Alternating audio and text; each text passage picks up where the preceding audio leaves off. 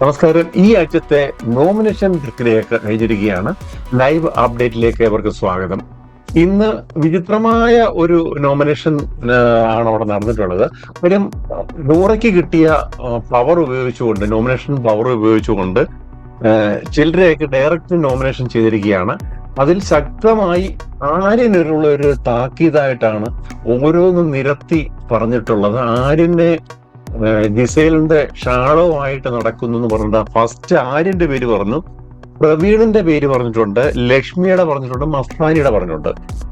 പക്ഷെ ഇതെല്ലാം wild card ആണ്. മറ്റേ 3 പേരും ആര്യനാണ് ഈ ഹൗസിലുള്ളതിൽ നിന്ന് വന്നിട്ടുള്ള ആളെന്ന് പറയുന്നത്. അപ്പം വൈൽഡ് കാർഡാണ് മറ്റേ 3 പേര് വന്നിട്ടുള്ളത്. പിന്നെ എല്ലാവരെയും ഓരോരുത്തരായിട്ട് വിളിച്ചപ്പോൾ ഓരോ കാരണങ്ങളാണ്. ഇപ്രാവശ്യം പറയുന്ന കാരണം കുത്തിത്തിരിപ്പ്, ഇല്ലായ്മ, ഗ്രൂപ്പിസം, ഇരട്ടത്താപ്പ്, പിന്നെ കുറെ കാര്യങ്ങൾ ബിഗ് ബോസ് പറയുകയാണ്. ഇതിനൊക്കെ ഇവിടെ പ്രവർത്തിച്ച ആൾക്കാരാണ് നോമിനേഷനിൽ വന്നിട്ടുള്ളത് എന്ന് പറഞ്ഞു. പരസ്പരം അങ്ങോട്ടും ഇങ്ങോട്ടും വന്നേക്കുന്നത്. എന്തായാലും ശരി, ഇതിനകത്ത് ഇപ്പൊ വന്നിട്ടുള്ളത് അക്ബർ 2 വോട്ട്, നെവിന് 2 വോട്ട്, അനീഷിന് 2 വോട്ട്, അഭിലാഷിന് 4 വോട്ട്, അനുമോക്ക് 4 vote, Rana Fathima 4 vote, Binny 5 vote.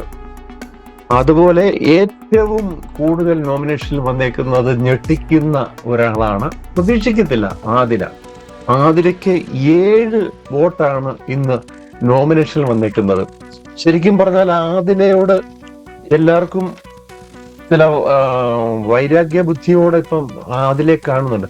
Adila ഈ നൂറയായിട്ട് ചേർന്നിട്ട് സെപ്പറേറ്റ് ആക്കി ഇവരുടെ ഒരു ഈ തന്ത്രങ്ങളൊക്കെ കണ്ടിട്ട് ബിഗ് ബോസ് സെപ്പറേറ്റ് ആക്കി. പക്ഷെ സെപ്പറേറ്റ് ആക്കിയിട്ടും നൂറയെ ചേർത്ത് നിർത്തിക്കൊണ്ട് പോകുന്ന പ്രവണതകൾ അല്ലാന്നൊക്കെ ആദില പറയുന്നുണ്ടെങ്കിൽ പോലും ആദിലയ്ക്കുള്ള സപ്പോർട്ട് കുറഞ്ഞിരിക്കുകയാണ്. ഇനി വോട്ടിങ്ങിന്റെ അടിസ്ഥാനത്തിലാണ്. എന്തായാലും ശരി, അനുമോളൊന്നും 4 വോട്ടോ 5 വോട്ടോ ഒന്നും വന്നാൽ അനുമോളെ എടുത്തില്ല. അതുപോലെ തന്നെ നോമിനേഷനിൽ പിന്നെ അനീഷ്, അക്ബർ, ഷാനവാസ് ഇവരൊക്കെ സേഫ് ആണ്.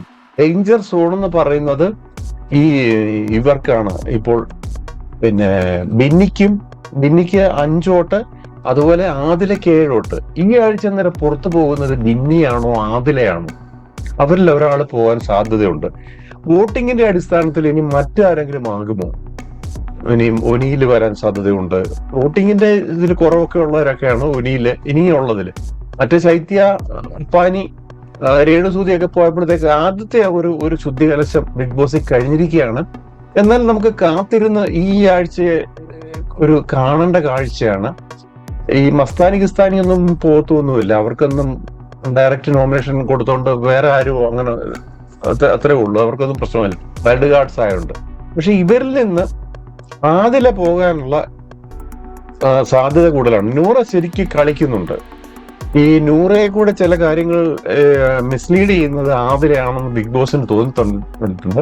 അതുകൊണ്ട് തന്നെ ആദിലെ ഇവരെന്തായാലും ഒരുമിച്ച് വിടത്തില്ല ബിഗ് ബോസ്. അതിനുള്ള ഒരു തന്ത്രമാണ് ഇപ്പോൾ ഇറക്കിയിട്ടുള്ളത്. വിടുമ്പോൾ ഫസ്റ്റിലെ ഇനി ഈ ആഴ്ച അല്ലെങ്കിൽ അടുത്ത ആഴ്ച ആയാലും ശരി ആദിലയായിരിക്കും ആദ്യം പോകുന്നത്. പക്ഷെ വോട്ടിങ്ങിൽ അത്യാവശ്യം നല്ല വോട്ടിംഗ് ശതമാനം ഉള്ള ഒരാളാണ് ആദില. പിന്നെ വോട്ടിംഗ് ശതമാനത്തിൽ കുറവ് വരുന്നതിന് മറ്റാരെങ്കിലും ആണോ എന്നൊക്കെ നമുക്ക് കാത്തിരുന്ന് കാണേണ്ടതാണ്. എന്തായാലും ശരി, സംഭവ ബഹുലമായ ഒരു നോമിനേഷനാണ് ഇന്ന് നടന്നിട്ടുള്ളത്. മറ്റൊരു അപ്ഡേറ്റിൽ കാണാം. നന്ദി, നമസ്കാരം.